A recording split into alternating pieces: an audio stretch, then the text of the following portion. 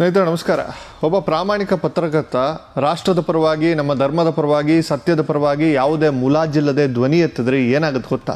ಆತನನ್ನು ನೇರವಾಗಿ ಎದುರಿಸಲಾಗದ, ಆತನ ತರ್ಕಗಳಿಗೆ ಉತ್ತರವನ್ನ ಕೊಡಲಾಗದ ಹೇಡಿಗಳ ಗುಂಪು ಆತನ ಬೆನ್ನ ಹಿಂದೆ ಚೂರಿ ಹಾಕಲು ಕಾಯ್ತಿರ್ತದೆ. ಆತನ ಸಂಸಾರದ ಮೇಲೆ ಕಣ್ಣಾಕ್ತಾರೆ. ಆತನ ಹೆಂಡತಿಯ ಮೇಲೆ ಇಲ್ಲಸಲ್ಲದ ಕಥೆಗಳನ್ನು ಕಟ್ಟಿ ಕಲ್ಲೆಸೆಯಲು ಶುರು ಮಾಡ್ತವೆ. ಇದಕ್ಕೆ ಜ್ವಲಂತ ಮತ್ತು ಕಣ್ಣ ಮುಂದಿರುವ ಉದಾಹರಣೆ ಅಂದ್ರೆ ಇತ್ತೀಚೆಗೆ ಏಷ್ಯಾನೆಟ್ ಸುವರ್ಣ ನ್ಯೂಸ್ನ ಪ್ರಧಾನ ಸಂಪಾದಕ ಅಜಿತ್ ಹನುಮಕ್ಕನವರ ಮೇಲೆ ನಡೆಯುತ್ತಿರುವಂತಹ ಬೃಹತ್ ಮತ್ತು ವ್ಯವಸ್ಥಿತ ಷಡ್ಯಂತ್ರವೇ ದೊಡ್ಡ ಸಾಕ್ಷಿ. ಬನ್ನಿ ಇವತ್ತು ಈ ಎಡಪಂಥೀಯ ಎಕೋಸಿಸ್ಟಮ್ ಹೆಣೆದಿರುವ ಸುಳ್ಳಿನ ಜಾಲವನ್ನ, ಈ ನಕಲಿ ಹೋರಾಟಗಾರರ ಅಸಲಿ ಮುಖವಾಡವನ್ನ ದಾಖಲೆ ಸಮೇತ ನಿಮ್ಮೆದುರು ಬಿಚ್ಚಿಡ್ತೀನಿ.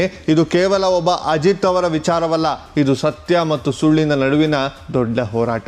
ಅಸಲಿಗೆ ವಿಷಯ ಏನಾಯ್ತು ಅನ್ನೋದನ್ನ ಫಸ್ಟ್ ನಿಮ್ಗೆ ಹೇಳ್ಬಿಡ್ತೀನಿ. ಮೊದಲು ಈ ವಿವಾದ ಏನು, ಇದನ್ನ ಎಬ್ಬಿಸಿರುವ ಸುಳ್ಳಿನ ಕಂತೆ ಏನು ಅನ್ನೋದನ್ನ ಕ್ಲಿಯರ್ ಆಗಿ ಅರ್ಥ ಮಾಡ್ಕೊಳ್ಳಿ. ಕಳೆದ ಕೆಲವು ದಿನಗಳಿಂದ ಸೋಷಿಯಲ್ ಮೀಡಿಯಾದಲ್ಲಿ ಯೂಟ್ಯೂಬ್ನ ಮೂಲೆ ಮೂಲೆಗಳಲ್ಲಿ ಕೆಲವು ಯೂಟ್ಯೂಬರ್ಗಳು ಒಬ್ಬ ಕಳಂಕಿತ ನಕಲಿ ವಕೀಲ ಸೇರ್ಕೊಂಡು ಒಂದು ದೊಡ್ಡ ಗುಲ್ಲೆಬ್ಸಿದ್ದಾರೆ.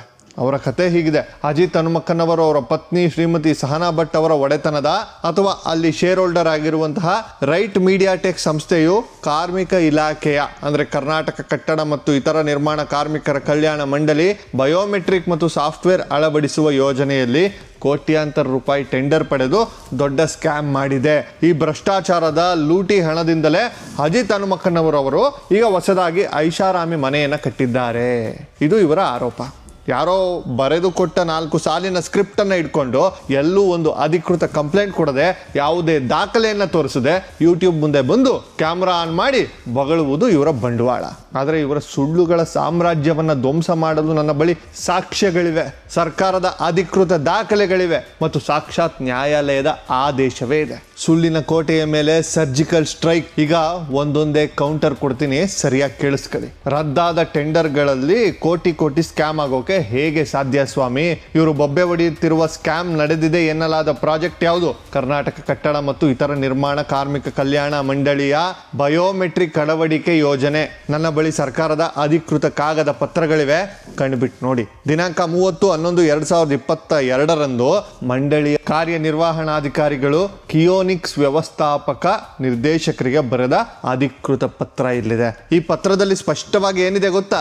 ದಿನಾಂಕ 15/10/2022 ನೀಡಲಾಗಿದ್ದ ಬಯೋಮೆಟ್ರಿಕ್ ಮಿಷನ್ ಅಳವಡಿಸುವ ಕಾರ್ಯಾದೇಶವನ್ನ ಅಂದ್ರೆ ವರ್ಕ್ ಆರ್ಡರ್ ಹಿಂಪಡೆಯಲಾಗಿದೆ. ಯಾವುದೇ ಕೆಲಸ ಕಾರ್ಯಗಳ ಕ್ರಮ ಕೈಗೊಳ್ಳಬಾರದೆಂದು ಸರ್ಕಾರವೇ ಆದೇಶವನ್ನ ಮಾಡಿದೆ. ಕೇವಲ ಯಂತ್ರಗಳದ್ದು ಮಾತ್ರವಲ್ಲ, ಅದಕ್ಕೆ ಸಂಬಂಧಿಸಿದ ಕೇಂದ್ರೀಕೃತ ತಂತ್ರಾಂಶ ಅಂದ್ರೆ ಸಾಫ್ಟ್ವೇರ್ ಅಳವಡಿಸಲು ಮತ್ತು ವಾರ್ಷಿಕ ನಿರ್ವಹಣೆ ಒದಗಿಸಲು ನೀಡಲಾಗಿದ್ದ ಕಾರ್ಯಾದೇಶವನ್ನ, ವರ್ಕ್ ಆರ್ಡರ್ ಅನ್ನ ದಿನಾಂಕ 15/10/2022 ಹಿಂಪಡೆಯಲಾಗಿದೆ ಎಂದು 2ನೇ ಪತ್ರದಲ್ಲಿ ಸ್ಪಷ್ಟವಾಗಿ ದಾಖಲಿಸಲಾಗಿದೆ. ನಾನು ಆ ಯೂಟ್ಯೂಬರ್ಗಳನ್ನ, ಆ ಎಡಪಂಥೀಯ ಕೂಲಿಗಳನ್ನ ಕೇಳ್ತಾ ಇದ್ದೀನಿ, ಕಾಮನ್ ಸೆನ್ಸ್ ಇದೆಯಾ ಇಲ್ವಾ ನಿಮ್ಗೆ? ಒಂದು ಕೆಲಸಕ್ಕೆ ಟೆಂಡರ್ ಆಗಿ ಆ ಟೆಂಡರ್ ವರ್ಕ್ ಆರ್ಡರ್ ಸಂಪೂರ್ಣವಾಗಿ ರದ್ದಾದ ಮೇಲೆ, ಆ ಕೆಲಸವೇ ನಡೆಯದಿದ್ದ ಮೇಲೆ, ಸರ್ಕಾರದ ಒಂದು ನಯಾ ಪೈಸೆ ಹಣ ಕೂಡ ಬಿಡುಗಡೆಯಾಗದಿದ್ದ ಮೇಲೆ ಅಲ್ಲಿ ಭ್ರಷ್ಟಾಚಾರ ಹೇಗಾಗುತ್ತೆ?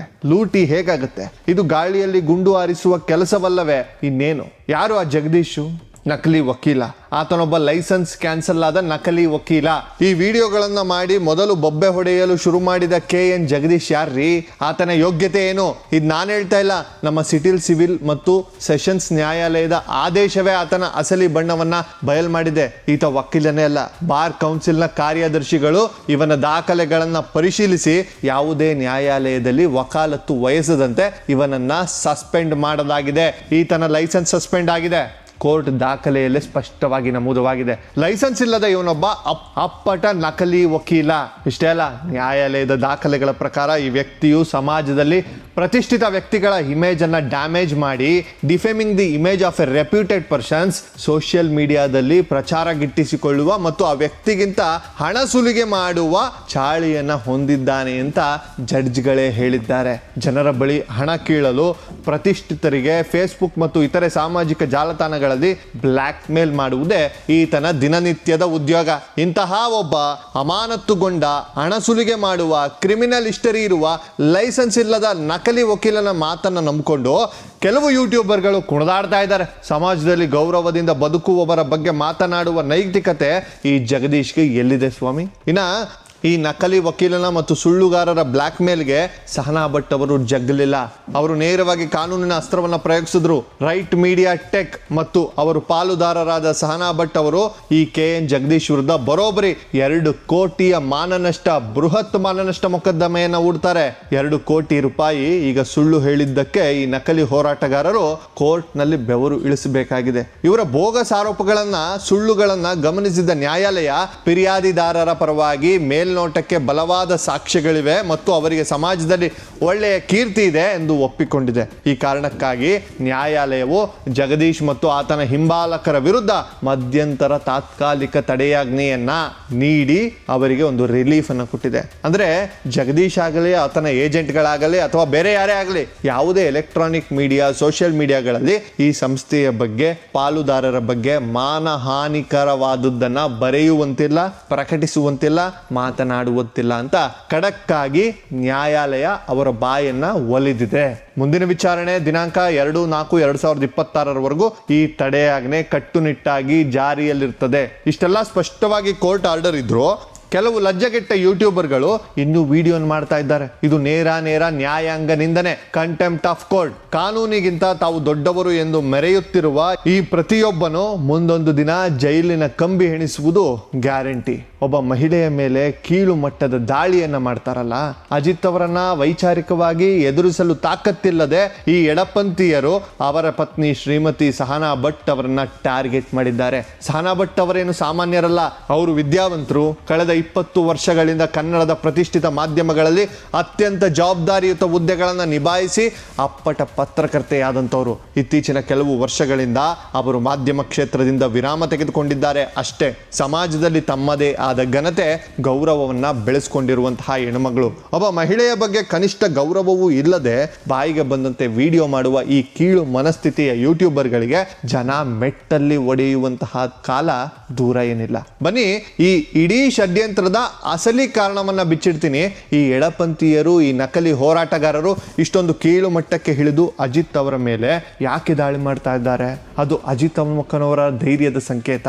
ಇತ್ತೀಚೆಗೆ ನಾಸ್ತಿಕವಾದಿಗಳು, ಎಡಪಂಥೀಯರು ಮತ್ತು ಹಿಂದೂ ವಿರೋಧಿ ಶಕ್ತಿಗಳು ಪರಮ ಪವಿತ್ರ ಧರ್ಮಸ್ಥಳದ ಮೇಲೆ, ಮಂಜುನಾಥ ಸ್ವಾಮಿಯ ಮೇಲೆ, ಪೂಜ್ಯ ಕಾವಂದರ ಮೇಲೆ ವ್ಯವಸ್ಥಿತ ದಾಳಿಯನ್ನು ನಡೆಸಿದಾಗ ರಾಜ್ಯದಲ್ಲಿ ಧರ್ಮದ ಪರವಾಗಿ ಗುಡುಗಿದ ಮತ್ತು ಅದರ ವಿರುದ್ಧವಾಗಿ ಸ್ಟಿಂಗ್ ಆಪರೇಷನ್ಗಳನ್ನು ಮಾಡಿ ಗಟ್ಟಿ ಧ್ವನಿಯನ್ನು ತೋರಿಸಿದವರು ಅಜಿತ್ ಹನುಮಕ್ಕನವರ್. ತಮ್ಮ ಕಾರ್ಯಕ್ರಮದಲ್ಲಿ ಧರ್ಮಸ್ಥಳದ ಪರವಾಗಿ ನಿಂತು ಈ ಹಿಂದೂ ವಿರೋಧಿಗಳ ಮುಖವಾಡವನ್ನ ಇಡೀ ನಾಡಿನ ಮುಂದೆ ಬೆತ್ತಲೆ ಮಾಡಿದ್ರು. ಅವತ್ತು ಆ ಎಡಪಂಥೀಯ ಇಕೋಸಿಸ್ಟಮ್ಗೆ ಬಿದ್ದ ಪೆಟ್ಟು, ಆದ ಅವಮಾನ ಅವರ ಎದೆಯಲ್ಲಿ ಇಂದಿಗೂ ಬೆಂಕಿ ಆಗಿ ಉರಿತಾ ಇದೆ. ಹೇಗಾದ್ರೂ ಮಾಡಿ ಸತ್ಯದ ದನಿಯನ್ನ ಅಡಗಿಸಬೇಕು ಅಂತ ಕಾಯ್ತಿದ್ದ ಈ ನರಿಗಳಿಗೆ ಅಜಿತ್ ಅವರು ಕಷ್ಟಪಟ್ಟು ಮನೆ ಕಟ್ಟಿಸಿದ್ದು ಸಹಿಸಲಾಗಲಿಲ್ಲ. ಅಜಿತ್ ಅವರು ಇಷ್ಟು ವರ್ಷಗಳ ಕಾಲ ಪತ್ರಿಕೋದ್ಯಮದಲ್ಲಿ ಹಗುಲಿರುಳು ದುಡಿದು, ಪ್ರಾಮಾಣಿಕತೆಯಿಂದ ದುಡಿದು, ಬ್ಯಾಂಕ್ ಲೋನ್ ಮಾಡಿ ತಮ್ಮ ಬೆವರಿನಿಂದ ಒಂದು ಸುಂದರವಾದಂತಹ ಸ್ವಂತ ಮನೆಯನ್ನ ಕಟ್ಟಿಸ್ಕೊಂಡ್ರು. ಒಬ್ಬ ಹಿಂದೂ ಪರ ದನಿ, ಒಬ್ಬ ಪ್ರಾಮಾಣಿಕ ಪತ್ರಕರ್ತ ಬೆಳೆದದ್ದನ್ನ ನೋಡಿ ಈ ಎಡಪಂಥೀಯರ ಕಣ್ಣಿನಲ್ಲಿ ರಕ್ತ ಸುರಿತಾ ಇದೆ ಪಾಪ. ಯಾವ ದಿನ ಅಜಿತ್ ಅವರ ಮನೆ ಗೃಹ ಪ್ರವೇಶ ಇತ್ತೋ ಆ ಸಂಭ್ರಮದ ದಿನವೇ ಈ ನಕಲಿ ವಕೀಲ ಮತ್ತು ಯೂಟ್ಯೂಬರ್ಗಳನ್ನ ಚೂಬಿಟ್ಟು ವರ್ಷಗಳ ಹಿಂದೆಯೇ ಕ್ಯಾನ್ಸಲ್ ಆಗಿದ್ದ ಟೆಂಡರ್ ಕಾಗದವನ್ನ ಹಿಡಿದುಕೊಂಡು ಸ್ಕ್ಯಾಮ್ ಅಂತ ಗುಲ್ಲೆಬ್ಸಿದ್ರು. ಒಬ್ಬ ಮನುಷ್ಯನ ಮನೆಯ ಓಪನಿಂಗ್ ಸಮಯಕ್ಕಾಗಿ ಕಾದು ಕುಳಿತ ಅವನ ಕುಟುಂಬದ ಮೇಲೆ ಮಾನಸಿಕವಾಗಿ ದಾಳಿ ಮಾಡುವ, ಅವನ ಸಂತೋಷವನ್ನ ಹಾಳು ಮಾಡುವ ಈ ಎಡಪಂಥೀಯ ವಿಕೃತ ಮನಸ್ಥಿತಿಗೆ, ಈ ನೀಚ ಬುದ್ಧಿಗೆ ಏನನ್ನಬೇಕು? ವೀಕ್ಷಕರೇ, ಸತ್ಯ ನಿಮ್ಮ ಕಣ್ಣ ಮುಂದಿದೆ. ಟೆಂಡರ್ ರದ್ದಾಗಿದೆ, ಸ್ಕ್ಯಾಮ್ ನಡೆದಿಲ್ಲ, ಆರೋಪ ಮಾಡಿದವನು ನಕಲಿ ವಕೀಲ, ಆತನ ವಿರುದ್ಧ 2 ಕೋಟಿ ಕೇಸ್ ಇದೆ ಮತ್ತು ಕೋರ್ಟ್ ಕಟ್ಟುನಿಟ್ಟಿನ ತಡೆಯಾಜ್ಞೆಯನ್ನು ಕೊಟ್ಟಿದೆ. ಇದು ಕೇವಲ ಅಜಿತ್ ಅವರ ಮೇಲಿನ ದಾಳಿಯಲ್ಲ, ಇದು ನಮ್ಮ ಧರ್ಮದ ಪರವಾಗಿ, ಸತ್ಯದ ಪರವಾಗಿ ಮಾತನಾಡುವ ಪ್ರತಿಯೊಬ್ಬ ದನಿಯ ಮೇಲಿನ ವ್ಯವಸ್ಥಿತ ದಾಳಿ. ಈ ಕಮ್ಯುನಿಸ್ಟು, ಎಡಪಂಥೀಯ ಇಕೋಸಿಸ್ಟಮ್ನ ಸುಳ್ಳುಗಳಿಗೆ ಕನ್ನಡಿಗರು ಎಂದಿಗೂ ಸೊಪ್ಪಾಕೋದಿಲ್ಲ. ಸತ್ಯಕ್ಕೆ ಸಾವಿಲ್ಲ, ಸುಳ್ಳಿಗೆ ಸುಖವಿಲ್ಲ, ಸತ್ಯಮೇವ ಜಯತೆ. ಅಜಿತ್ ಹನುಮಕ್ಕನವ್ರ ಪರವಾಗಿ ಇವತ್ತು ರಾಷ್ಟ್ರೀಯವಾದಿಗಳು, ರಾಷ್ಟ್ರದ ಬಗ್ಗೆ ಪ್ರೀತಿ ಉಳ್ಳವರು, ಧರ್ಮದ ಬಗ್ಗೆ ಗೌರವ ಇರುವಂತವರು ಎಂದಿಗೂ ನಿಲ್ತಾರೆ. ಸತ್ಯಮೇವ ಜಯತೆ. ಜೈ ಹಿಂದ್, ಜೈ ಕರ್ನಾಟಕ, ವಂದೇ ಮಾತರಂ. ಮುಂದಿನ ವಿಡಿಯೋದಲ್ಲಿ ಸಿಗ್ತೀನಿ. ನಮಸ್ಕಾರ.